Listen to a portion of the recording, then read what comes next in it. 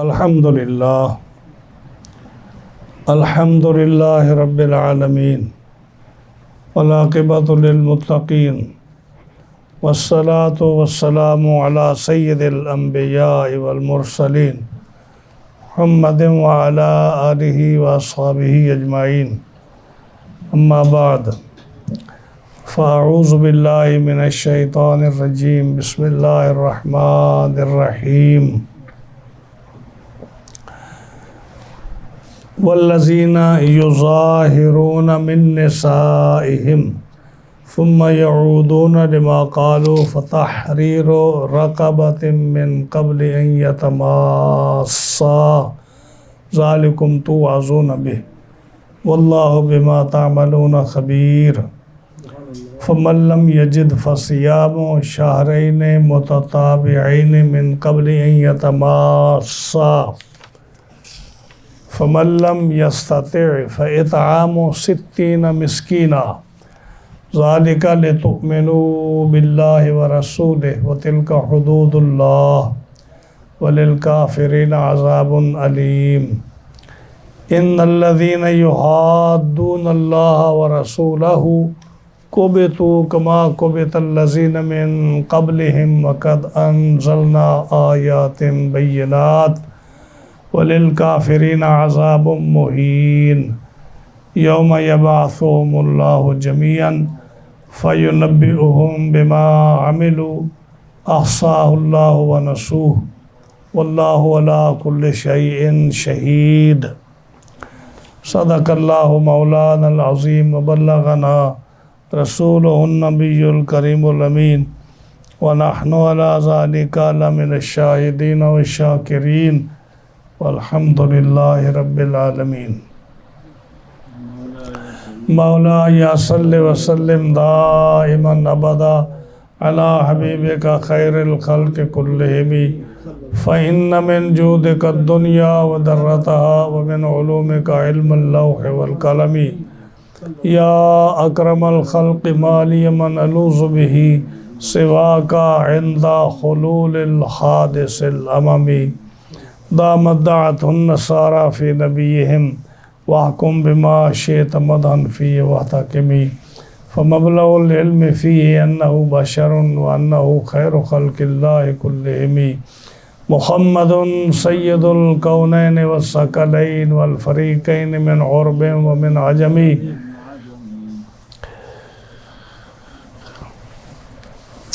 یا رب بالمصطفیٰ بلغ مقاصدنا واغفر لنا ما مضى یا واسع الکرم ثم الرضا عن ابی بکر وعن عمر وعن علی وعن عثمان ذی الکرم والآل والصحب ثم التابعین لهم اہل التقى والنقى فی الحلم والکرم مولا یا صلی وسلم دائما ابدا علی حبیبک خیر الخلق کلہم فاغفر لناشدہا واغفر لقارئہا سألتک الخیر یا ذا الجود والکرم مولا یا صلی وسلم دائما ابدا علی حبیبک خیر الخلق کلہم معززین حاضرین و سامعین کرام، آج ہم نے اس ہفتہ وار درس جمعۃ المبارک کے درس قرآن میں سورۃ المجادلہ کی 4 آیات کریمہ پڑھی ہیں۔ آیت نمبر 3، 4، 5 اور 6۔ انشاءاللہ العزیز ان 4 آیات کریمہ کا ترجمہ اور تفسیر عرض کریں گے۔ بارگاہ رب العزت سے یہ دعا ہے کہ رب تعالی حق بیان کرنے کی توفیق عطا فرمائے، مجھے اور آپ کو اس پر عمل کی توفیق عطا فرمائے۔ مسئلہ یہ بیان ہو رہا تھا، مسئلہ زہار کا۔ پچھلے درس میں نے یہ عرض کیا تھا کہ حضرت خولہ بنت صالب ان کو ان کے خامند اوس بن صامت نے ان سے زہار کیا تو وہ حضور صلی اللہ علیہ وسلم کی خدمت میں حاضر ہوئیں۔ اس میں ایک بات کی وضاحت کرنا چاہتا ہوں کہ گزشتہ جمعہ پر میں نے عرض کیا تھا کہ حضرت خولہ جب حضور صلی اللہ علیہ وسلم کی خدمت میں حاضر ہوئیں تو اس وقت حضرت عائشہ صدیقہ رضی اللہ تعالیٰ عنہ اپنے سر کے بالوں کی ایک طرف کو وہ دھو رہی تھی، اور وہ جو ہے تھوڑے فاصلے پر تھی، اگرچہ وہ چھوٹا سا گھر تھا، تو وہ کہتی ہیں کہ میں اپنے سر کو دھو رہی تھی تو میں نے صحیح باتیں جو ہے نا غور سے نہیں سن سکی، سمجھ نہیں آئی۔ پھر میں نے اپنے سر کا دوسرا حصہ جو ہے وہ دھو رہی تھی تو وہ بات اتنی لمبی ہو رہی تھی، لیکن آج جو میں بیان کر رہا ہوں یہ صاحب تفسیر جو ہے تبیان القرآن، اس میں مولانا سعیدی صاحب نے یہ لکھا ہے کہ حضرت عائشہ صدیقہ رضی اللہ تعالیٰ عنہ اپنے سر کی ایک طرف دھو رہی تھی، اور پھر جب دوسرا حصہ دھونا شروع کیا تو ابھی حضرت خولہ بات کر رہی تھی، تو وہ فرماتی ہیں کہ مجھے، حضرت مائی صاحبہ فرماتی ہیں کہ مجھے صحیح طرح ان کی بات کی سمجھ نہیں آ رہی تھی، لیکن میں قریب بیٹھی، میں نے بات نہیں سنی، لیکن اللہ جو 7 آسمانوں کے اوپر اس کی بات سن رہا تھا، تو ساری تعریفیں اس اللہ کی ذات کے لیے ہیں جو اتنے شور اور اتنی آوازوں کے باوجود ہر ایک کی بات کو سنتا ہے۔ اور آج جو میں تفسیر کا حوالہ دے رہا ہوں، تفسیر جو ہے روح البیان علامہ اسماعیل حقی رحمۃ اللہ علیہ کی، انہوں نے ذکر کیا ہے کہ مائی صاحبہ حضرت عائشہ صدیقہ رضی اللہ تعالیٰ عنہ حضور صلی اللہ علیہ وسلم کے سر کے ایک طرف کو دھو رہی تھی، اور جب تھوڑی دیر کے بعد جب دوسرا حصہ سر کا دھونے لگی تو اس وقت پھر حضرت خولہ کو کہا کہ بھئی آپ اتنا لمبا واقعہ کیوں بیان کر رہی ہیں، حضور صلی اللہ علیہ وسلم پر وحی نازل ہو رہی ہے۔ یعنی تبیان القرآن میں مولانا سعیدی صاحب نے کسی کے حوالے سے لکھا ہے کہ حضرت عائشہ صدیقہ رضی اللہ تعالی عنہ اپنے سر کا ایک حصہ دھو رہی تھیں، اور اس کے بعد سر کا دوسرا حصہ دھونے لگیں تو ابھی جو حضرت خولہ بات لمبی کر رہی تھی۔ جو صاحب روح البیان ہیں وہ فرماتے ہیں کہ حضرت مائی صاحبہ رضی اللہ تعالیٰ عنہ حضور صلی اللہ علیہ وسلم کے سر کا ایک حصہ دھو رہی تھی، اور اس کے بعد جب دوسرا حصہ دھونے لگیں تو ابھی بات لمبی چل رہی تھی۔ اب یہ جو ہے فرق یہ ہے کہ ایک میں ہے کہ مائی صاحبہ اپنا سر دھو رہی تھی، دوسری تفسیر میں ہے کہ حضور صلی اللہ علیہ وسلم کا سر دھو رہی تھی۔ اللہ بہتر جانتا ہے کہ ان میں سے کون سی بات صحیح ہے، یا پھر کہ بعد میں اور تفاسیر کا مطالعہ کیا جائے تو پتہ چلے گا کہ کون سی بات صحیح ہے۔ تو واقعہ جو گزشتہ جمعہ پر میں نے عرض کیا تھا کہ حضرت خولہ، ان کے والد کا نام بعض تفاسیر نے لکھا ہے، ان کے والد کا نام مالک تھا اور دادے کا نام صالب تھا۔ بعض تفاسیر نے لکھا ہے کہ ان کے والد کا نام صالب تھا، دادے کا نام مالک تھا۔ تو یہ بھی جو ہے مفسرین اپنے اپنے علم کے مطابق لکھتے ہیں۔ تو حضرت خولہ رضی اللہ تعالیٰ عنہ بڑی خوبصورت عورت تھی، اور وہ نماز پڑھ رہی تھی، جسم ان کا بڑا حسین تھا۔ تو حضرت اوس بن صامت جو ان کے ہسبینڈ تھے وہ بوڑھے تھے، یہ بھی بوڑھی تھی، لیکن بڑھاپے میں بھی ان کا حسن بہت اچھا تھا۔ تو جب انہوں نے نماز پڑھتے ہوئے دیکھا تو ان کو اچھی لگی، تو انہوں نے حضرت خولہ کو بلایا اپنی طرف، اور وہ نہیں گئیں۔ تو وہ تھوڑا تیز مزاج تھے، انہوں نے کہا انت علیہ کظہر امی، تو میرے لیے ایسے ہے جیسے میری ماں کی پشت ہے۔ تو جہالت کے دور میں، یعنی اس سے پہلے میں نے عرض کیا تھا کہ طلاق ہو جایا کرتی تھی ان الفاظ کے ساتھ، تو جب وہ کہہ بیٹھے تو پھر افسوس لگا اور کہنے لگے مجھے لگتا ہے کہ تمہیں طلاق ہو گئی ہے۔ تو حضرت خولہ حضور کی خدمت میں حاضر ہوئیں صلی اللہ علیہ وسلم، اور بار بار آپ سے کہنے لگی کہ یا رسول اللہ صلی اللہ علیہ وسلم مجھے کیسے طلاق ہو سکتی ہے جبکہ میرے خامد نے طلاق کا لفظ نہیں بولا، طلاق کا لفظ نہیں بولا۔ آپ نے فرمایا خولہ جو تو بتا رہی ہے مجھے، جہاں تک میرے معلومات کا تعلق ہے تمہیں طلاق ہو گئی ہے، اور میرے پاس کوئی نئی وحی نہیں آئی اس کے بارے میں۔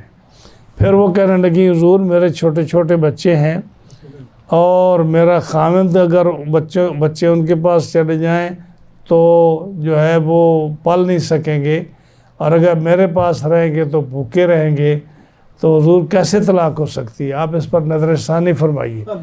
آپ پھر فرمانے لگے کہ جہاں تک میں سمجھتا ہوں میرے پاس کوئی نئی حکم نہیں آیا تو تجھے طلاق نہیں ہوئی۔ اس نے کہا یہ کیسے ہو سکتا ہے کہ آپ پر ہر قسم کی وحی آتی ہے، لیکن جب میرا معاملہ آیا تو آپ پر وحی نہیں آ رہی؟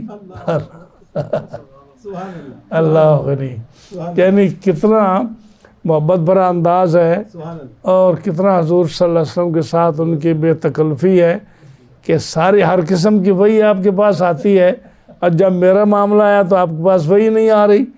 تو پھر منہ پر کیا اور کہا کہ میں پھر اپنی شکایت اپنے رب سے کرتی ہوں، وہ میرے حالت کو بہتر جانتا ہے کہ میرے بچے بھوکے اور بچپن میں بڑی تکلیف ہوگی، میں اب اپنے خامد اوس سے بڑی محبت کرتی ہوں، اس نے طلاق کا لفظ نہیں بولا، تو یہ جو حکم ہے نا میرا رب میری بات سنے گا اور میرے حق میں فیصلہ دے گا۔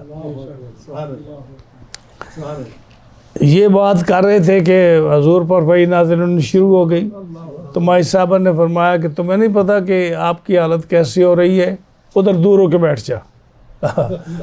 تو وہ دور ہو کے بیٹھ گئیں۔ جب وحی مکمل ہوئی تو آپ نے فرمایا وہ عورت کہاں ہے؟ تو کہا جی یہ بیٹھی، بلایا، اور جب آپ نے خاوند کو بلا کے لا، وہ بول گئی ہیں، بلا کر لائیں، اور پھر اس کو کہا بھئی تو نے اظہار کیا ہے، اللہ نے تیری وجہ سے، تیری بیوی کی وجہ سے اپنے حکم کو پہلے کو بدل دیا، اور تمہیں طلاق نہیں ہوئی، لیکن چونکہ تو نے ایک لفظ صحیح نہیں بولا، غلط بولا ہے کہ بیوی کو ماں کے ساتھ تشبیہ دی ہے، لہٰذا تو کفارہ دے۔ تو کفارہ کتنا ہے کہ آپ نے فرمایا کہ غلام آزاد کر۔ اس نے کہا میرے پاس تو غلام نہیں ہے جی، میں کہاں سے غلام لاؤں؟ فرمایا پھر 2 مہینے روزے رکھ۔ عرض کی کہ حضور میں تو اگر دن میں 3-4 مرتبہ نہ کھاؤں تو میری نظر کمزور ہو جاتی ہے، ہاں جی مجھے تو شب کوری ہو جاتی ہے، میں اگر نہ کھاؤں 2-3 دن یا دن میں 3 دفعہ نہ کھاؤں میری نظر کمزور ہو جاتی ہے۔ آپ نے فرمایا پھر تو 60 مسکینوں کو کھانا کھلا۔ کہنے لگے حضور میرے پاس تو کچھ بھی نہیں ہے، آپ ہی میری مدد کریں تو میں کچھ کر سکتا ہوں۔ تو آپ نے 15 سا یعنی جو تھے نا 15 سا جو تھے یعنی 60 کلو آپ نے اس کو جو یا گندم دی، تو انہوں نے وہ کفارہ ادا کیا اور کہا کہ اب یہ کفارہ ہے۔ سبحان اللہ، سبحان اللہ۔ تو اللہ تعالیٰ جل شانہ اپنے جو ہے نا بندوں کی بڑی بات سنتا ہے، اور اس میں ہمارے لیے بھی درس ہے۔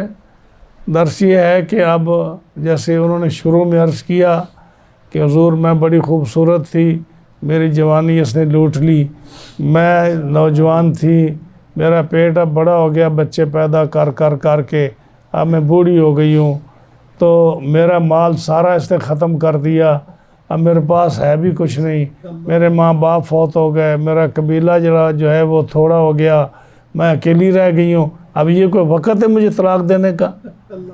ہاں جی، تو یہ اصل میں قرآن مجید کی تفسیر سن کر ہمارے مسلمانوں کو سوچنا چاہیے کہ جو لوگ بڑھاپے میں آ کر اپنی بیویوں کو طلاق دیتے ہیں، یا بڑھاپے میں آ کر جو ہے وہ بیوی کو اکیلا چھوڑ دیتے ہیں، بچے چھوٹے چھوٹے رولتے روتے پھرتے ہیں، کوئی ان کا پرسان حال نہیں ہوتا، اور ان کو جب شادی کرتے ہیں شروع میں تو آپ بھی اس چیز کے گواہ ہیں، میں بھی دیکھتا ہوں کہ کتنے چاہ سے، کتنی محبت سے، کتنے جوش و خروش سے اور کتنے تحفے تحائف دے کے، کتنی تعریفیں کر کے، کتنے ان کے حسن و جمال کی تعریفیں کر کے شادی کرتے ہیں۔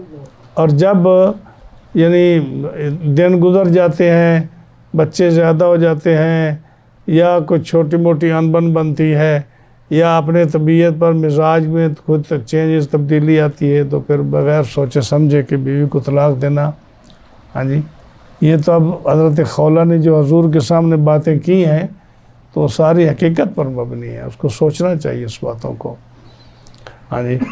اور جو ہے وہ تو اس وقت بھی کہہ رہی کہ حضور مجھے اپنے خاوند سے بڑی محبت ہے، ہاں جی، میرا نکاح نہیں ٹوٹنا چاہیے، میرا نکاح ختم نہیں ہونا چاہیے، ہاں جی۔ تو یہ سارا درس جو تفاسیر جو احادیث جو ہمیں ملتی ہیں، اس سے ہمیں سبق سیکھنا چاہیے کہ اپنے گھر کے ساتھ اچھا ہونا چاہیے۔ نبی کریم علیہ السلام نے فرمایا تم میں سے اچھا وہ ہے جو اپنے اہل و عیال کے ساتھ اچھا ہے، جو اپنی بیوی کے ساتھ اچھا ہے، اپنے بچوں کے ساتھ اچھا ہے، وہ تم میں سے اچھا ہے۔ اور آپ نے آخری وقت میں بھی جب آپ اس دنیا سے تشریف لے جا رہے تھے تو دو لوگوں کا آپ نے ذکر فرمایا اپنی عورتوں کا خیال رکھو، ان کے بارے میں محتاط رہو، ان کو کچھ نہ کہو، ان کا لحاظ کرو، اور اپنے غلاموں کا کہ وہ بھی زیر دست اور کمزور ہوتے ہیں، تم ان کی گردنوں کے مالک ہو، اور تو ان کا خیال رکھا کرو۔ کہ آپ صلی اللہ علیہ وسلم کا ان دو کمزور قوموں کے لیے، عورت کے لیے اور غلاموں کے لیے اتنی آپ کو ہمدردی تھی کہ آپ نے آخری وقت میں جو آپ کے الفاظ تھے یہ تھے کہ اپنے غلاموں کا اور اپنی عورتوں کا خیال رکھو۔ تو نبی کریم صلی اللہ علیہ وسلم نے پھر بڑے خوش ہوئے کہ یہ قانون حضرت خولہ کی وجہ سے یہ قانون بدل گیا۔ اور دیکھیں یہ کتنی خوش قسمت عورت ہے کہ قیامت تک یہ قرآن باقی رہے گا، قیامت تک حضرت خولہ کا ذکر ہوتا رہے گا، قیامت تک حضرت اوس کا ذکر ہوتا رہے گا، ہاں جی، قیامت تک ان کی یہ سٹوری جو ہے قرآن مجید کی اور احادیث کی زینت بنتی رہے گی۔ اب یہ تین مسائل جو بیان فرمائے گئے کہ زہار، جیسے میں نے عرض کیا تھا کہ کوئی آدمی جو زہار یہ ہوتا ہے کہ کوئی آدمی اپنی بیوی کو یہ کہے انت علیہ کظہر امی، تو میرے اوپر اس طرح ہے جیسے میری ماں کی پشت، یا کوئی اپنی ماں کا یا اپنی بہن کا، اپنی بیٹی کا، اپنی رضائی ماں کا، اپنی پھپھی کا، خالہ کا، یعنی جو محرم عورتیں ہیں جن کے ساتھ نکاح نہیں ہو سکتا، جن کے جسم کا وہ حصہ دیکھنا اس پر حرام اور ممنوع ہے، اس کے ساتھ اگر تشبیہ دی جائے تو اس کو زہار بولتے ہیں۔ جیسے انت علیہ کظہر امی، تو میرے اوپر ہے جیسے میری ماں کا پیٹ ہے، تو میرے اوپر ایسے جیسے میری بیٹی کا پشت ہے، تو میرے اوپر ایسے جیسے میری خالہ کی ران ہے، تو میرے اوپر ایسی ہے جیسے میری پھپھی کی گردن ہے، وغیرہ وغیرہ۔ اس طرح کے الفاظ بولنے سے زہار ہو جاتا۔ اور اگر تشبیہ نہ دے کہ تو ایسے ہے جیسے، یہ تشبیہ ہوتی ہے۔ اگر صاف یہ کہہ دے کہ تو میری ماں کی طرح ہے یا تو میری ماں ہے، ایسے کہہ دے تو اس سے طلاق نہیں ہوتی۔ البتہ جو ہے نا اس سے پھر اس کی پوچھا جائے گا کہ تیری نیت کیا تھی۔ یعنی جیسے طلاق کی دو قسمیں ہوتی ہیں نا، ایک طلاق صریح ہوتی ہے، ایک طلاق کنایہ ہوتی ہے۔ صریح طلاق وہ ہوتی ہے جیسے کسی ترجمے کی ضرورت نہیں پڑتی، اور جو ہے نا کنایہ وہ ہوتی ہے جیسے اس سے پوچھا جائے بھی تیری نیت کیا تھی۔ اب اگر کوئی کہتا ہے کہ تو میرے اوپر ایسے جیسے میری ماں کا پیٹ، میری ماں کی پشت، یہ تو صاف اسے تشبیہ دے دی نا، تو یہ صریح زہار ہے۔ اس کے لیے پہلے ہے کہ اب اگر وہ واپس آنا چاہے، اپنی بیوی کے پاس، تو پہلے کفارہ دے، غلام آزاد کرے یا 60 روزے رکھے، یا جو ہے نا وہ اگر اس کے پاس وہ نہیں ہے، یعنی یہ ترتیب ہے۔ اس طرح یہ نہیں کر سکتا کہ شروع میں کہ جی میں صدقہ دے دیتا ہوں تو میری جان چھوٹ جائے، نہیں، پہلے وہ غلام آزاد کرے، اگر غلام ہے آزاد کرے، غلام نہیں ہے یا نہیں لے سکتا یا موجود نہیں، جیسے آج کا دور ہے تو پھر 2 مہینے روزے رکھے. اگر 2 مہینے روزے نہیں رکھ سکتا تو پھر 60 مسکینوں کا کھانا. یہ نہیں کہ شروع سے روزے سے جان چھڑا کر کہا کہ میں 60 مسکینوں کو کھانا دیتا ہوں، ایسے نہیں ہوگا. تو پھر جو پہلے 2 حکم ہیں کہ غلام آزاد کرے یا 60 روزے رکھے، ان 2 میں یہ شرط ہے قرآن مجید کی آیات کی من قبل ان یتماسا کہ بیوی کو ہاتھ نہیں لگا سکتا، بیوی کو بوس و کنار نہیں کر سکتا، اس سے اظہار محبت فزیکلی نہیں کر سکتا، اس سے ہم بستری نہیں کر سکتا جب تک کہ پہلے غلام آزاد نہ کرے یا پہلے 60 روزے مکمل نہ کرے. اگر درمیان میں کوئی ایسی حرکت اس نے کی تو پھر نئے سرے سے روزے شروع کرے وہ. لیکن جو تیسری ہے کہ 60 مسکینوں کو کھانا کھلائے، اس کے اندر یہ نہیں ہے کہ وہ پہلے عورت کو مس نہیں کر سکتا.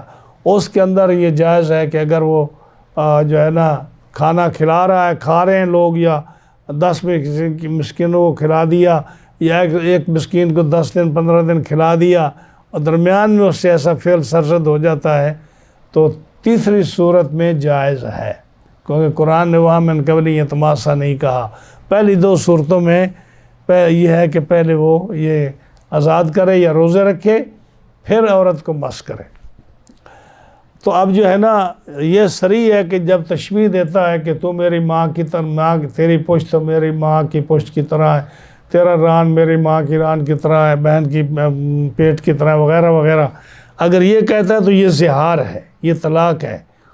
اور اگر کہتا ہے کہ تم میری ماں ہے یا تم میری ماں کی طرح ہے یا ایسے الفاظ بولتا ہے تو پھر اس سے پوچھا جائے گا تیری نیت کیا ہے. اگر وہ قسم اٹھا کر کہتا ہے کہ میری مراد عزت ہے، جیسے میں ماں کی عزت کرتا ہوں تیری بھی عزت کرتا ہوں، پھر یہ طلاق بھی نہیں ہے، زہار بھی نہیں ہے. اور اگر وہ کہتا ہے کہ اس سے مراد میری جو ہے نا زہار ہے تو پھر وہ کفارہ دے گا، جیسے یہ 3 کفارے ہیں. اور اگر وہ کہے کہ میری مراد طلاق ہے تو پھر 1 طلاق بائنہ واقع ہو جائے گی.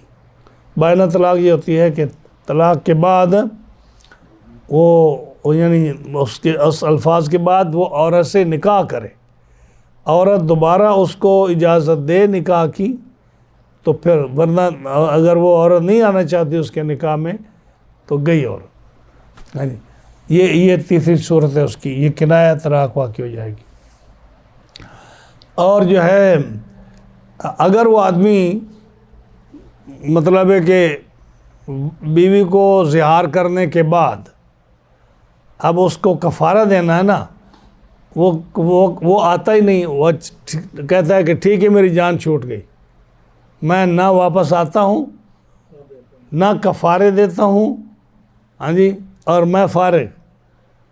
لیکن ایسا بھی آسان کام نہیں ہے کہ ایک آدمی عورت کو اس طرح خراب کر کے تو پھر کیا لا تعلقی کا اظہار کرے کہ میں اب واپس نہیں آنا چاہتا. ٹھیک ہے، اگر تو نہیں آنا چاہتا تو حکم کیا ہے کہ عورت اس کو عدالت میں لے جائے، عورت لے جائے اس کو عدالت میں، اور عدالت اس کو حکم دے کہ تو نے اس کو رکھنا ہے یا نہیں رکھنا. تو پہلے کفارہ ادا کر، غلام آزاد کر یا 2 مہینے روزے رکھ یا 60 مسکینوں کو کھانا کھلا. اس کے بعد جب یہ تیری کفارہ پورا ہو جائے گا نا تو پھر تو اس کو طلاق دے دے یا پھر تو اس سے علیحدگی اختیار کر. تو عورت کو اختیار ہے کہ وہ اپنا زہار کو مکمل کرنے کے بعد کے لیے وہ عدالت کا دروازہ کھٹکھٹا سکتی ہے. اگر یہ آدمی کفارہ ادا نہیں کرتا تو عدالت کے لیے جائز ہے کہ وہ اس کو قید کر دے یا اس کو جرمانہ لگائے، اس پر سختی کرے، یا اس کو قید اور جرمانہ دونوں کرے، تاکہ عورت جو ہے نا اس کے اوپر جو یہ اس نے طلاق والا یا زہار والا معاملہ کیا ہے اس کو ایک طرف کرے، اس کو مکمل کرے. یہ اسلامی قانون اس کے لیے ہے. تو یہی فرمایا اس آیت کریمہ میں کہ وہ لوگ جو اپنی عورتوں سے زہار کرتے ہیں، اب اگر ایک عورت ہو اس کے لیے بھی یہی حکم ہے، اور اگر اس کی 4 بیویاں ہیں وہ کہتا ہے میں نے سب کو کہا کہ تم سب کی پشت ایسے ہے جیسے میری ماں کی پشت ہے، تو سب عورتوں کا زہار ہو جائے گا.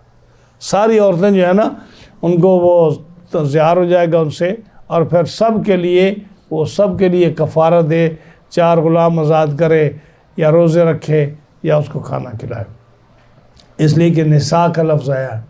اور وہ لوگ جو زہار کرتے ہیں اپنی عورتوں سے، پھر ثم یعودون، پھر وہ واپس لوٹنا چاہیں، ان کو بیوی بنانا چاہیں، لما قالو، جو انہوں نے کہا ہے، تو اس سے جو ہے نا واپس آنا چاہیں تو کیا کریں؟ فتحریر رقبۃ من قبل ان یتماسا، وہ غلام آزاد کریں عورت کو مس کرنے سے پہلے۔ ذالکم توعظون بہ، فرمایا یہ نصیحت ہے جو اللہ تمہیں کرتا ہے، ہاں جی، واللہ بما تعملون خبیر، اور اللہ سارے کاموں کی اس کو خبر ہے۔ آگے فرمایا فمن لم یجد، جو آدمی غلام نہ پائے، اس کے پاس غلام نہ ہو۔ اب وہ دور تو رہا نہیں غلاموں کا، پہلے دور میں غلام ہوتے تھے تو اس کے اندر یہ تعمیم تھی اس کے اندر کہ غلام آزاد کرے، غلام سے مراد کافر غلام ہو یا مسلمان غلام ہو، عورت غلام ہو، لونڈی ہو، یا مرد غلام ہو، وہ بچہ ہو یا بڑا ہو، کوئی بھی ہو، یہ اس معاملے میں، زہار کے معاملے میں یہ تعمیم ہے کہ وہ اس کو آزاد کرے تو اس کا پہلا کفارہ ادا ہو جائے گا۔ تو اگر وہ یہ غلام نہیں پاتا تو پھر کیا کرے؟ 2 مہینے پے در پے روزے رکھے، اور اس کے عورت کو مس کرنے سے پہلے، بوس و کنار سے پہلے 2 مہینے روزے رکھے، اس میں رمضان کا مہینہ بھی نہ آئے، اس میں عید کے دن بھی نہ آئے، اس کے ایام تشریق بھی نہ آئے، اس کے اندر ناغہ بھی نہ ہو۔ اگر ناغہ کرے گا تو پھر نئے سرے سے پھر روزے رکھنے شروع کرے گا، چاہے وہ اس کا جو بھی ایکسکیوز ہو۔ اگر روزہ کوئی درمیان میں رہ گیا، چھوٹ گیا، تو پھر شروع کرے۔ فمن لم یستطع، اب یہ جو اگر یہ روزے بھی نہ رکھ سکتے، غلام بھی اس کے پاس آزاد نہ کر سکے، فاطعام 60 مسکینہ، پھر 60 مسکینوں کو پیٹ بھر کر کھانا کھلائے، 2 ٹائم، صبح اور شام۔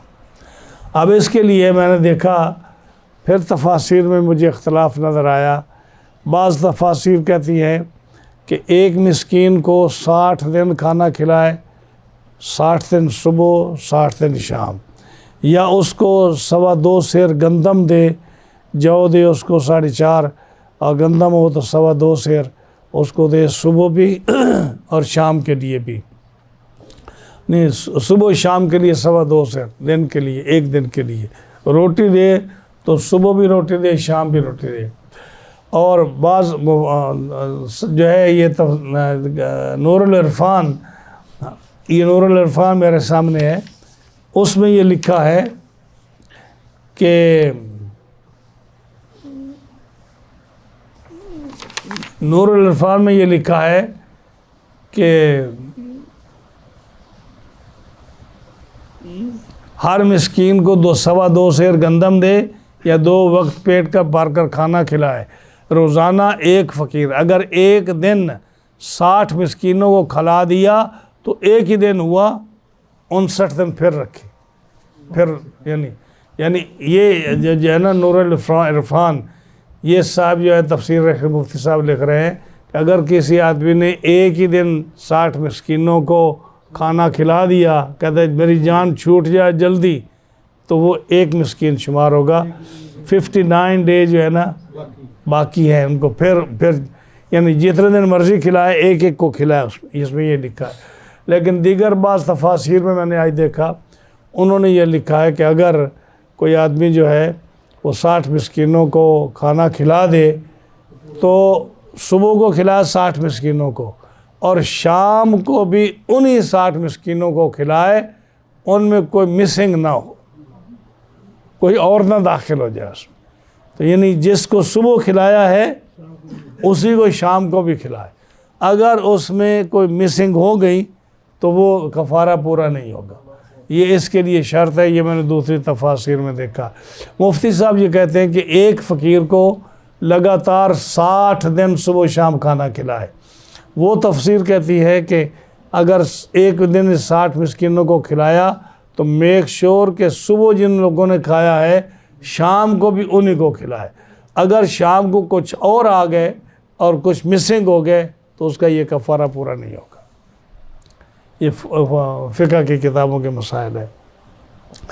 اسی طرح 60 مسکینوں کو اگر جو 60 روزے رکھنے شروع کیے اس میں بھی علماء نے یہ بات لکھی کہ اب دیکھنا ہے کہ اس نے روزے کب شروع کیے۔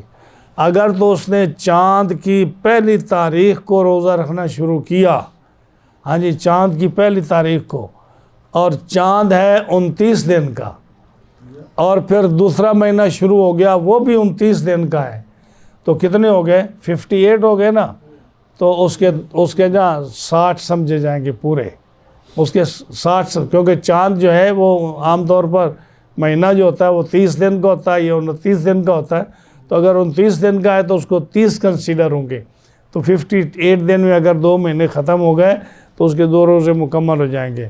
اور اگر اس نے روزے شروع کیے کسی اور تاریخ کو، مثلا 6 تاریخ کو شروع کیے، 5 کو شروع کیے، 11 کو شروع کیے، 13 15 کو شروع کیے، 18 کو شروع کیے، تو پھر وہ چاہے مہینہ 29 کا ہو یا 30 کا ہو، پھر وہ 60 روزے مکمل کرے اس حساب سے، پھر اس کا کفارہ پورا ہوگا۔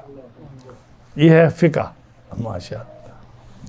60 مسکینوں کو کھانا کھلائے، ذالک لتؤمنوا باللہ ورسولہ، یہ اس لیے کہ تم اللہ اور اس کے رسول پر ایمان رکھو۔ پرانی جہالت کی باتیں چھوڑو، جو اس وقت طلاق کا حکم تھا، زہار کا حکم تھا، اب اللہ کا حکم یہ ہے کہ تین کفارے دے دو، 3 میں سے 1 دے دو، تو یہ اللہ اور اس کے رسول کا حکم ہے، اس پر ایمان رکھو اور اسی پر ایمان رکھو اور اسی پر عمل کرو۔ وَتِلْكَ حُدُودُ اللّہ، یہ اللہ کی حدیں ہیں، یہ اللہ کی حدیں۔ وَلِلْكَافِرِينَ عَذَابٌ عَلِيمٌ، اور منکروں کے لیے سخت دردناک عذاب ہے۔ للکافرین، یہاں سے مراد کافر نہیں ہے جو اللہ رسول پر ایمان نہیں رکھتے، وہ مراد نہیں ہے، بلکہ کافرین سے مراد، کافر کا معنی جو ہے منکر، جو انکار کرنے والا ہے۔ جیسے دلیل دیتے ہیں کہ جیسے حج کی آتے ہیں نا قاری صاحب، وَلِلَّهِ عَلَى النَّاسِ حِجُّ الْبَيْتِ مَنِ اسْتَطَاعَ إِلَيْهِ سَبِيلًا، کہ جو آدمی خرچہ برداشت کر سکتا ہے حج پر جانے کا، بیوی بچوں کا، اپنا رستے کا جو خرچہ برداشت، اس پر حج فرض ہے۔ وَلِلَّهِ عَلَى النَّاسِ حِجُّ الْبَيْتِ مَنِ اسْتَطَاعَ إِلَيْهِ سَبِيلًا، جو استطاعت اور قدرت رکھتا ہے اس پر حج فرض ہے۔ آگے فرمایا وَمَنْ كَفَرَ، اس کافرہ کا معنی اللہ رسول کا انکار نہیں ہے۔ من کافرہ، جو حج کا انکار کرے کہ میں اس کو نہیں مانتا، یا میں اللہ تعالیٰ سے غنی ہے، تو اس کا معنی انکار ہے۔ تو یہاں بھی فرمایا، یا ایک آتا ہے اس میں نماز کے بارے میں کہ من ترک الصلاۃ متعمدا فقد کفر، جس نے جان بوجھ کر نماز چھوڑی وہ کافر ہو گیا۔ تو اس کا مطلب کیا ہے کہ وہ منکر ہوا ان حدیثوں کا، تو یہ معنی مراد ہے۔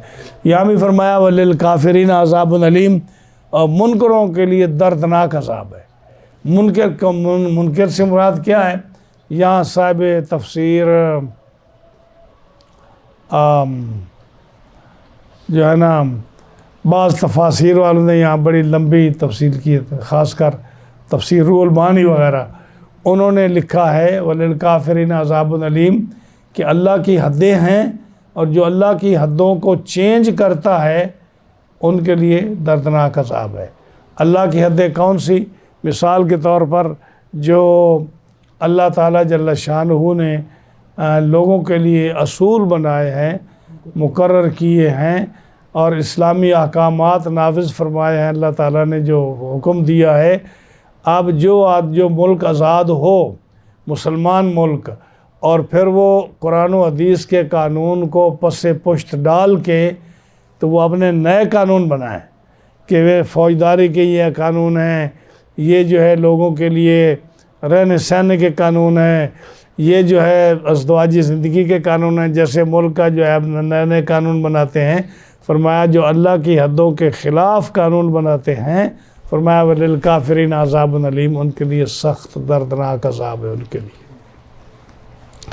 ہاں جی، تو اللہ تعالیٰ جل شانہ نے قرآن میں اور رسول اللہ صلی اللہ علیہ وسلم نے عوام الناس کے لیے قوانین بنائے ہیں. ہاں جی، جیسے رفاع عامہ کے کام ہے. جیسے کوئی ایک حکومت بنتی ہے تو حکومت کا کام کیا ہے کہ عوام کے لیے پلیں بنائے. ان کا کام کیا ہے؟ عوام کے لیے پانی پینے کا انتظام کرائے. ان کے لیے جانوروں کے لیے اٹھنے بیٹھنے اور ان کے لیے بنائے، جگہ بنائے. تعلیم کے ادارے بنائے، ان کے کھیل کود کے مقامات بنائے، پبلک کے آرام کے لیے، اور جو ہے نا عدالتیں بنائے لوگوں کے انصاف دینے کے لیے. تو جتنے بھی یہ چیزیں ہوتی ہیں یہ اللہ کا حکم ہے کہ لوگوں کو آسانی پہنچائے. لیکن جو لوگ اس میں قرآن و حدیث اور شریعت مطہرہ کے خلاف قانون بناتے ہیں اور وہ نافذ کرتے ہیں، فرمایا وہ منکر ہیں اللہ تعالیٰ کی ان قوانین کے، اور ان کے لیے فرمایا ان لوگوں کے لیے دردناک عذاب ہے، سخت عذاب ہے رب تعالیٰ جو ان کے لیے مقرر فرماتا ہے.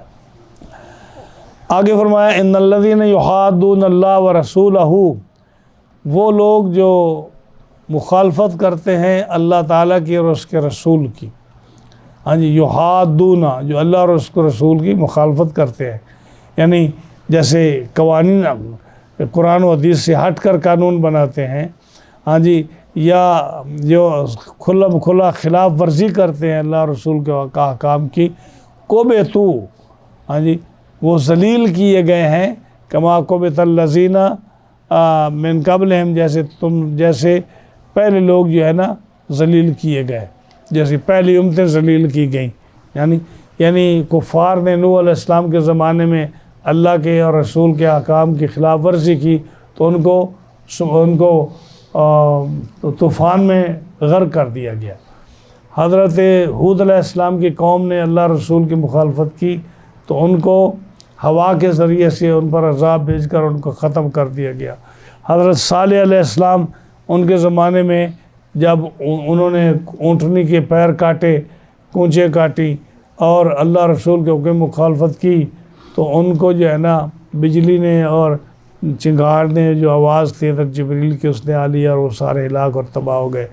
حضرت شعیب علیہ السلام کے زمانے میں جب لوگوں نے اللہ رسول کی مخالفت کی تو بادل آیا اور جو ہے نا اس بادل کی وجہ سے عذاب آیا اور ان کو ختم کر دیا گیا.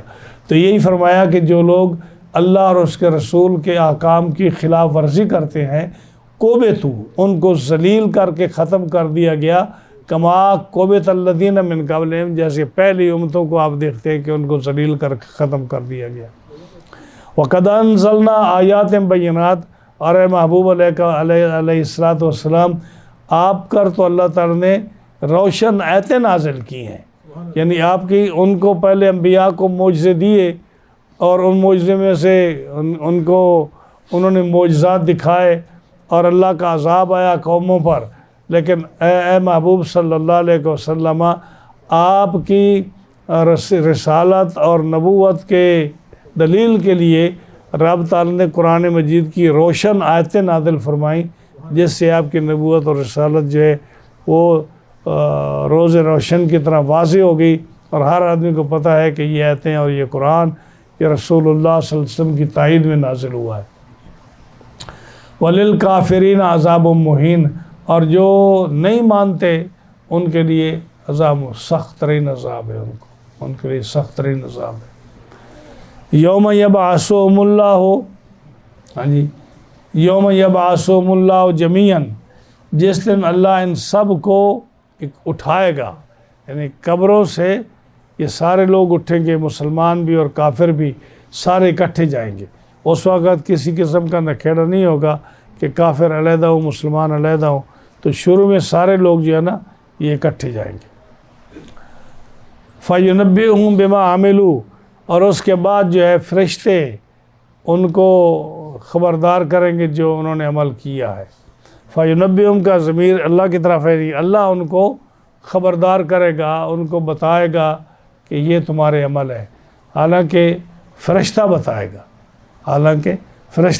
گا ہر آدمی کو کہ تیرا یہ عمل ہے، تیرا یہ عمل ہے، تیرا. لیکن قرآن مجید فرماتا ہے فَيُنَبِّئُهُم بِمَا عَمِلُوا، اللہ ان کو بتائے گا.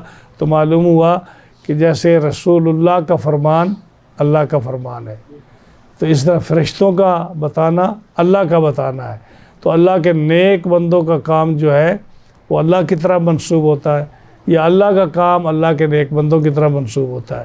یعنی جیسے ہوتا ہے کہ اللہ تعالیٰ حرام فرماتا ہے چیزوں کو حلال فرماتا ہے، تو اگر رسول اللہ اپنی زبان سے حلال یا حرام فرما دیں تو کیا کہا جائے گا کہ یہ اللہ نے حلال کیا ہے یا اس کے رسول نے حلال کیا ہے. جیسے یہاں ہے کہ اللہ ان کو خبردار کرے گا کہ تم نے یہ کام کیے، حالانکہ فرشتہ کہے گا. تو فرشتوں کا کہنا، اللہ کا کہنا، کہ اللہ کے حکم سے فرشتہ کہے گا. یوم یبعثہم اللہ جمیعا، جب قیامت کے دن سارے لوگ اکٹھے اٹھائے گا ان کو، پھر ہر ایک کو علیحدہ علیحدہ بتائے گا تیرا یہ عمل ہے، تیرا یہ عمل ہے. تو پھر اس وقت سارے جو ہے نا علیحدہ علیحدہ ہو جائیں گے، کافر علیحدہ ہوں گے، مومن علیحدہ ہوں گے. ہاں جی، احصاہ اللہ ونسو، اللہ نے ان کو گن رکھا ہے، لوگ بھول گئے. یعنی جو کام آج دنیا میں انسان کرتا ہے نا، انسان بھول جاتا ہے. ہاں جی، ہمیں نہیں پتہ کہ ہم نے کون سا گناہ آج سے 50 سال پہلے کیا ہے، لیکن اللہ نے اس کو محفوظ رکھا ہوا ہے، گنا ہوا ہے. جب قیامت کا دن آئے گا تو وہ یاد دلائے گا کہ تو نے یہ کام کیا تھا. ہاں جی، کیسے کہ وہ جب نامہ اعمال پڑھے گا، رب فرمائے گا اقرا کتابک، اپنی کتاب نکال اور پڑھ. تو کتاب پڑھے گا تو اس کو وہ سارے گناہ جو پچھلے تھے وہ سارے یاد آ جائیں گے، کیونکہ جب ایک ایک پڑھے گا تو سارے کو یاد آ جائے گا. اور اگر انکار کرے گا تو اس پر گواہ جو ہے یومئذ تحدث اخبارہا، پھر زمین کو گواہ پیش کیا جائے گا، درختوں کو، ان دیواروں کو، ان ساری چیزوں کو گواہ کے طور پر پیش کیا جائے گا. تو فرمایا احصاہ اللہ ونسو، اللہ نے گن رکھا ہے، لوگ اس کو بھول گئے. اور ایک میں آج پڑھ رہا تھا کہ اللہ کے جو نام ہے نا، یہ غافر جو سورۃ مومن میں آتا ہے، حامیم تنزیل الکتاب من اللہ العزیز العلیم، غافر الذنب. غافر الذنب، غافر اسم فاعل کا صیغہ ہے، اور اس کا مادہ بھی غین، فا اور را ہے، بخشش کے معنی میں. لیکن یہ ہے نا غافر اسم فاعل کا صیغہ ہے. اسی طرح جو غفور ہے اس کا مادہ بھی غین، فا اور را ہے، لیکن یہ صفت، یہ جو ہے نا مبالغے کا صیغہ ہے. ہاں جی، غفور جو ہے. اور غفار جو ہے اس کا مادہ بھی غین، فے اور را ہے، تو یہ بھی جو ہے نا مبالغہ کا صیغہ ہے. تو غفور کا معنی بھی بہت زیادہ بخشنے والا، غفار کا معنی بھی بہت زیادہ بخشنے والا، اور غافر کا معنی بھی بخشنے والا. لیکن میں نے آج مطالعہ میں کر رہا تھا کسی کتاب کا، کس تفسیر کا، تو بڑی خوبصورت بات میری نظر میں آئی، تو میں چاہتا ہوں میں آپ کو گوش گزار کروں گا کہ ہمارا رب جو ہے اللہ، وہ کتنا کریم ہے کہ غافر بھی ہے. ہاں جی، سورۃ مومن میں فرمایا غافر الذنب، وہ غافر ہے. ہاں جی، اور ان واللہ غفور الرحیم، ان اللہ غفور الرحیم، یہ تو ہر جگہ آتا ہے، غفور بھی ہے رب تعالیٰ.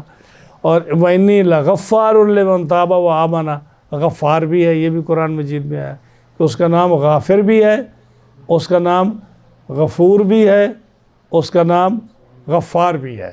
اب 3 نام ہیں اس کے، تینوں کا معنی مختلف ہے. کیسے؟ میں مثال دوں آپ کو.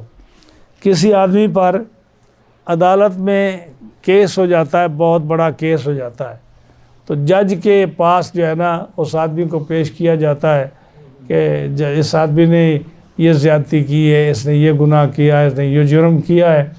تو فائل جو ہے نا یہ جج کے پاس جاتی ہے.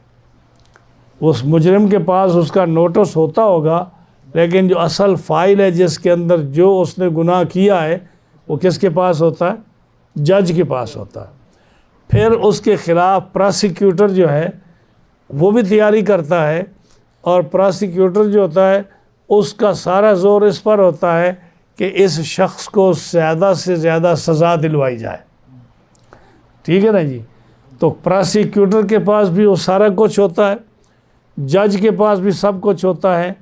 اور یہ جس آدمی نے جرم کیا ہے اس کو تو کاپی اس کے پاس ہو یا نہ ہو، اس کو تو چونکہ اس نے جرم کیا ہے اس کو پتہ ہوتا ہے کہ میں نے کیا جرم کیا ہے. اب جو ہے رب تعالیٰ وہ غافر ہے، اور رب تعالیٰ غفور ہے، رب تعالیٰ غفار ہے. رب تعالیٰ غافر کیسے ہے؟ غافر ذنب کہ اپنے بندے کو قیامت کے دن کیسے بخشے گا؟ کہ جو فائل جج کے پاس جا رہی ہے جس کے اندر وہ جرم ہے، جب اس کا نامہ اعمال یہ فائل ہے جو اللہ کی بارگاہ میں جا کر وہ پڑھے گا، تو غافر کا معنی ہے کہ اللہ کرم فرمائے گا اپنے بندے پر تو اس کا گناہ اس نامہ اعمال سے مٹا دے گا، اس کا نامہ اعمال سے گناہ مٹا دے گا۔ جب مٹا دے گا تو پراسیکیوٹر کیا کر لے گا؟ ہاں جی، جج تو کہے گا نا بھئی میرے سامنے جو بک ہے اس میں تو ہے ہی نہیں، تو کہاں سے لایا ہے؟ ہاں جی، یہ غافر کا معنی ہے کہ جب اللہ اپنے بندے پر کرم کرے گا تو اس کا گناہ فائل سے مٹا دے گا، ہے گناہ لیکن مٹا دے گا۔ ہاں جی، جب بارگاہ رب العزت میں قیامت کے دن وہ فائل جائے گی اس میں گناہ نہیں ہوگا، یہ ہے غافر کا معنی۔ اب یہ بھی غین فا رہا ہے۔ اب غفور یہ مبالغہ کا صیغہ ہے، اس کا معنی کیا ہے؟ اس کا معنی یہ ہے کہ پراسیکیوٹر کے پاس جو چیز ہے نا اس سے مٹا دے گا۔ ہاں جی، یعنی پراسیکیوٹر جب جج کے سامنے پیش ہوگا، جج کے پاس جو فائل ہے، جج تو نہیں کہے گا کہ میرے پاس کیا یہ نہیں کہا، پراسیکیوٹر کہے گا ہاں جی ثبوت پیش کرو کہ تم اس غریب کے خلاف کیا باتیں ہیں، کیا چارجز ہیں۔ اب اس کے پاس ثبوت ہی نہیں ہے کوئی، اس کی کتاب میں کچھ ہے ہی نہیں، تو پراسیکیوٹر کیا کر سکے گا؟ پراسیکیوٹر سے ڈرتے ہیں نا لوگ، کہتے ہیں کہ وہ ہمارے ساتھ ہو جائے تو جج جو ہے وہ معاف کر دے گا ہمیں۔ تو پراسیکیوٹر کی بک سے مٹا دینا یہ کیا ہے؟ یہ غفور ہے۔ اور غفار کیا ہے؟ کہ ایک آدمی جو ہے اس نے جرم کیا ہے اور اس کی عدالت میں کال پیشی ہے اور اس کو رات کو نیند نہیں آتی کہ پتہ نہیں میرے ساتھ کل کیا ہوگا، وہ صبح اٹھتا ہے، دعائیں کرتا ہے، صدقہ دیتا ہے، خیرات کرتا ہے، ہاں جی کالیں کرتا ہے کہ میری مدد کرو، میرے سے مصیبت دور کرو، ہاں جی میں پریشان ہوں، ہارٹ اٹیک ہو جاتا ہے کئیوں کو۔ ہاں جی، غفار کا معنی کیا ہے؟ رب تعالیٰ اس کے دل سے، اس کے خیال سے اس گناہ کو مٹا دے گا، اس کو گویا کہ اس کا گناہ ہے ہی نہیں، اس نے کیا ہی نہیں، اس نے گناہ کیا ہی نہیں۔ ایک آدمی جو ہے اس کے ذہن میں گناہ کا تصور ہی نہیں ہے کہ میں نے کیا یا نہیں کیا، تو کتنا سکون اس کو ہو جائے گا۔ تو ہمارا رب جو ہے وہ اتنا کریم ہے، اتنا غفور ہے کہ وہ غافر بھی ہے کہ اس فائل سے اس گناہ کو مٹا دے گا، وہ غفور بھی ہے کہ فرشتے جو قیامت کے دن آپ کے خلاف وہ آئیں گے یا جو بھی آپ کے خلاف آگے مقدمہ کرے گا، اس کے ذہن سے، اس کی کتاب سے رب تعالیٰ اس گناہ کو مٹا دے گا۔ ہاں جی، اور غفار کہ جو انسان خود پریشان ہوگا کہ پتہ نہیں میرے ساتھ کیا ہوگا، اس کے ذہن سے گناہ ختم ہو جائے گا تو کیسے آزادی کے ساتھ پھرے گا وہ۔ یہ رب تعالیٰ فرماتا ہے کہ میں غافر بھی ہوں، غفور بھی ہوں، غفار بھی ہوں۔ تو فرمایا قیامت کے دن رب تعالیٰ سب کو جمع فرمائے گا، فَيُنَبِّئُهُم بِمَا عَمِلُوا، ان کو بتا گا کہ تم نے کام کی ہے، تو نے یہ کیا، تو نے یہ کیا، تو نے یہ کیا۔ ہاں جی، تو جو یاد دلائے گا تو وہ بخش بھی دے گا، مٹا بھی دے گا۔ ہاں نا، جو یمحو اللہ ما یشاء ویثبت، وہ رب مٹاتا بھی ہے، لکھتا بھی ہے۔ احصاء اللہ ونسوہ، بندے بھول جاتے ہیں لیکن رب کو تو یاد ہے، اس کے سامنے سب کچھ ہے۔ ہاں جی، واللہ علی کل شیء شہید، اور ہر چیز اللہ کے سامنے ہے۔ جب اللہ کے سامنے کسی نے کوئی جرم کیا ہے تو جب حاکم موجود ہو اور اس جرم کو دیکھ رہا ہو، اس حاکم اس جرم پر گواہ ہو، تو انسان کیسے بچ سکتا ہے؟ لیکن جب وہی معاف فرمانے والا ہو تو کسی قسم کو مشکل اور کوئی پرابلم ہے ہی نہیں ہے۔ اللہ تعالیٰ جل شانہ بڑا کریم ہے اپنے بندوں پر، اور قیامت کے دن اسی کا اظہار زیادہ ہوگا کہ رب تعالیٰ اپنے بندوں کو معاف فرما دے گا، بلکہ اس کے اوپر نہ ایسی چادر ڈال دے گا اپنے گنہگار بندے کے اوپر، اور کہے گا کہ دیکھ میں نے تمہیں چادر میں، رحمت کی چادر میں چھپا لیا ہے، تیرے گناہ کو نہ کوئی دیکھ رہا ہے نہ کوئی سن رہا ہے، مجھے بتا کہ تو نے یہ گناہ کیا تھا۔ اب وہ کیسے انکار کرے گا؟ یا اللہ میں نے کیا تھا، یہ کیا تھا، یہ بھی کیا تھا، یہ کیا تھا، یہ بھی کیا تھا، یہ گناہ کیا تھا، یہ بھی کیا تھا. سارے گناہ جب اقرار کرا لے گا نا رب تعالیٰ اور بندہ ڈرا ہوا ہوگا تو رب کیا فرمائے گا، دیکھ دنیا میں جب تو نے یہ گناہ کیے تو میں نے ان گناہوں کو لوگوں کی نظروں سے چھپا رکھا تھا، کسی کو نہیں پتا، تیرے پڑوسی کو نہیں پتا، تیرے ماں باپ کو نہیں پتا، تیرے بہن بھائیوں کو نہیں پتا، تیرے کولیگ کو نہیں پتا، تیرے دفتر میں کسی کو نہیں پتا، تیرے شہر میں کسی کو نہیں پتا، تیرے اندر یہ سارے گناہ تھے لیکن کسی کو نہیں پتا. کیوں؟ کہ میں ستار ہوں، میں گناہوں کو چھپانے والا ہوں، پردہ پوشی کرنے والا ہوں. تو تیرا کیا خیر، تو میرا بندہ ہے، ہاں جی گناہ گار صحیح پر تو میرا بندہ ہے.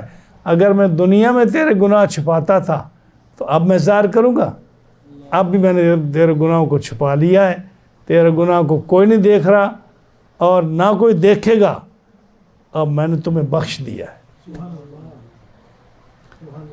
ایسا مالک اور خالق اور رازق اور اللہ کسی کو مل سکتا ہے؟ یہ صرف مسلمان کی شان ہے جس کو ایسا خالق، ایسا مالک، ایسا ستار، ایسا غفار، ایسا جبار قہار جو ہے نا مالک الملک ایسا ملا ہے. اللہ تعالیٰ اپنے کرم سے ہر مسلمان کے گناہ معاف فرمائے گا اور قیامت کے دن ان کی بخشش فرمائے گا. رسول اللہ صلی اللہ علیہ وسلم ان کی شفاعت فرمائیں گے. اللہ تعالیٰ ہمارے اس درس کو، کوشش کو اپنی بارگاہ لم یزل میں قبول و منظور فرمائے اور ہمیں قرآن و حدیث پر عمل کی توفیق عطا فرمائے.